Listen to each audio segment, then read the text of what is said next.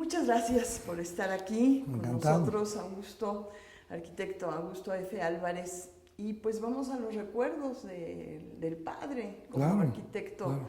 del campus de Campestre Churubusco.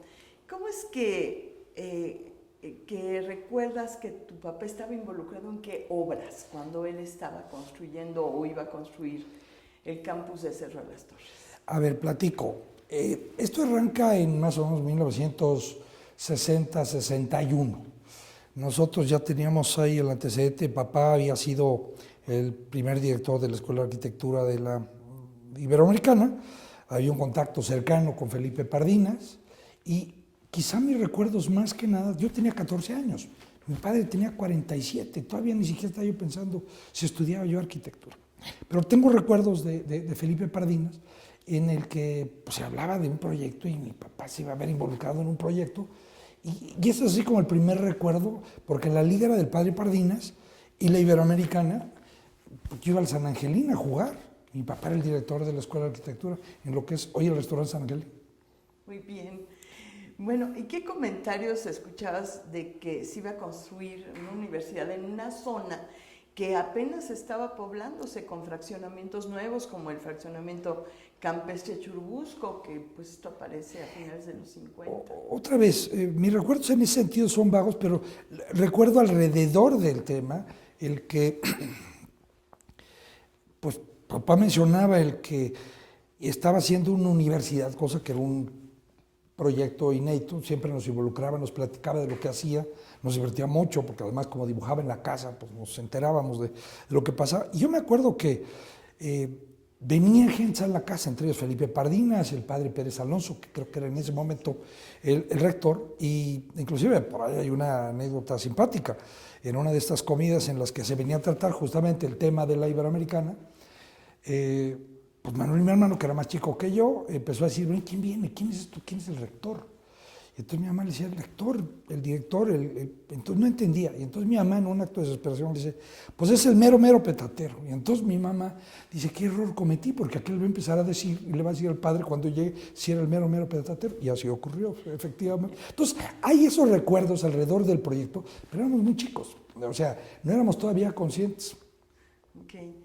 Y bueno, ¿cómo se le contrata para construir Cerro de las Torres? ¿Por qué era director de arquitectura? Bueno, lo que pasa es que siempre hubo esa relación con la Compañía de Jesús, siempre ese contacto con Pardinas, con Felipe, en donde se planeó cuál era la estructura académica, cuál era la forma como se estaba dando la Escuela de Arquitectura, y siempre se mantuvo, a pesar de que papá fue director de 55 al 57, en el San Angelín, cuando era la Escuela de Arquitectura, y bueno, como que fue un poquito lógico el hecho que lo llamaran a ser el arquitecto del proyecto.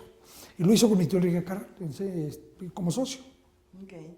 ¿Y hubo algún concepto rector? ¿Cuáles fueron estas premisas del diseño arquitectónico de esta obra? Bueno, aquí primero habría que recordar que la Ibero estaba dispersa en un número de edificios en varias zonas de la ciudad. El primer interés era realmente construir una universidad en un terreno que le permitía juntar todas las escuelas existentes de la Iberoamericana en un solo sitio.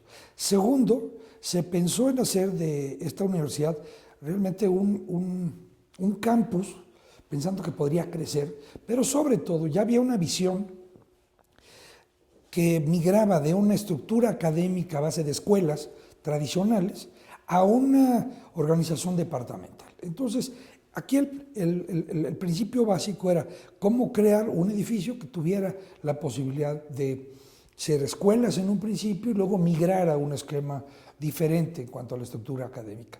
Y de ahí el esquema de los edificios en Peine, que fue el más significativo de los edificios de la universidad. ¿Qué materiales se utilizaron?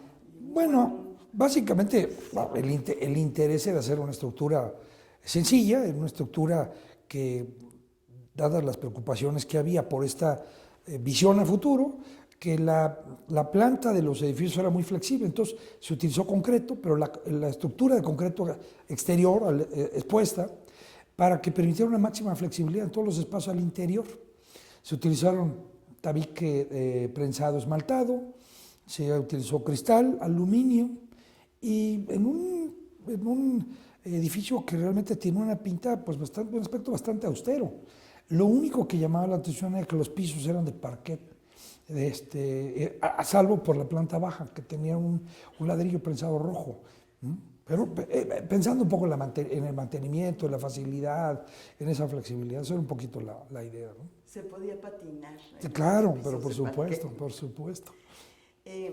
¿Se pensó, escuchaste alguna vez, en construir una universidad arquitectónicamente acorde con su tiempo o una construcción que atravesara el tiempo?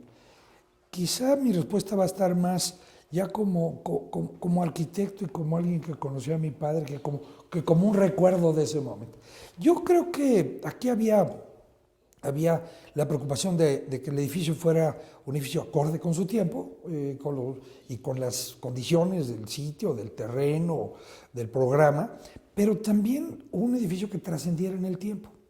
Un edificio que pudiera tener esa posibilidad de modificarse, de cambiar, de aceptar inclusive otra estructura académica. Creo que al final del día, como muchos de los edificios de mi padre, tendría las posibilidades de envejecer con mucha dignidad. Desgraciadamente el sismo del 79 nos privó de la posibilidad de saber si eso era el caso en el campus de la universidad. ¿Qué le faltó a la construcción cuando se hizo?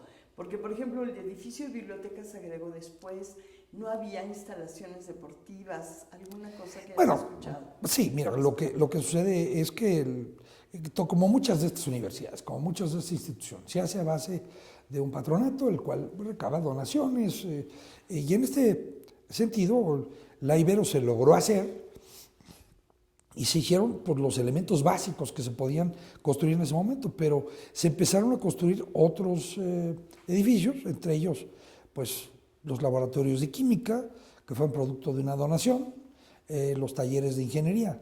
Cuando ocurría eso, mi padre pues, no necesariamente estaba muy contento con la idea de construir estas cosas, porque las donaciones tenían ciertas condiciones. O sea, la estructura de los laboratorios de química, por ejemplo, fuera una estructura de concreto prefabricada. En cambio, la estructura de los talleres era metálica. Quizá el proyecto no contemplaba esas soluciones.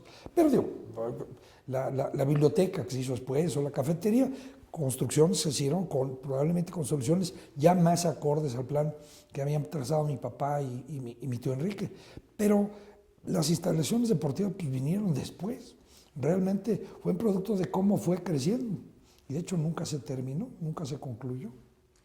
¿Alguna anécdota triste que hayas escuchado mencionar a tu papá respecto a esa obra? Bueno, a mi padre siempre le pudo muchísimo el que se hubiera caído la Iberoamericana. Siempre para él fue algo de un gran impacto. Yo creo que a todo arquitecto le duele el perder algún edificio, porque a todos les tenemos alguna estimación o interés o cariño, pero en este caso que haya caído en las circunstancias en las que esto ocurrió, le dolió mucho y siempre lo motivó a preocuparse tremendamente por los sistemas constructivos de edificios a futuro, definitivamente. ¿Y alguna anécdota feliz que recuerdes sobre la construcción o durante este tiempo? Pues mira, a papá siempre lo satisfizo mucho, le gustó mucho lo que había hecho en la Iberoamericana. Y curiosamente, siempre lo tenía muy presente. Cuando yo estoy por recibirme ya como arquitecto, le digo, papá, quiero hacer algo que sea útil. Lo primero que se le ocurre es, ¿por qué no proyectas algo para la Iberoamericana? Entonces, curiosamente, me invita a participar con él en elaborar el último plan maestro de la Iberoamericana en Cerro Las Torres. Yo hago mi tesis, que era la Escuela de Diseño de la Iberoamericana, y como una anécdota que es simpática tanto de mi padre como mía, pues tengo la suerte de construir mi tesis 26 años después de haberla hecho junto con Pancho Serrano, porque hago el nuevo edificio de la Iberoamericana. Entonces soy uno de esos seres afortunados que tuve un padre que me enseñó a ver las cosas para adelante y a realizar mi tesis. Bueno, pues algo más que quieras agregar. No, hombre, pues vamos, yo creo que si algo tuvo la Iberoamericana y el campus de la Iberoamericana fue que para mí fue este edificio que me motivó a estudiar arquitectura, porque transcurre el tiempo entre 1961 y 1964, que es cuando se construye, y es cuando yo tengo que decidir qué quiero estudiar. Entonces mi papá me lleva al campus de la Universidad Iberoamericana. Decía, bueno, pues tienes que decir qué vas a estudiar y dónde vas a estudiar. Obviamente cuando lo vi ya sabía dónde iba yo a estudiar.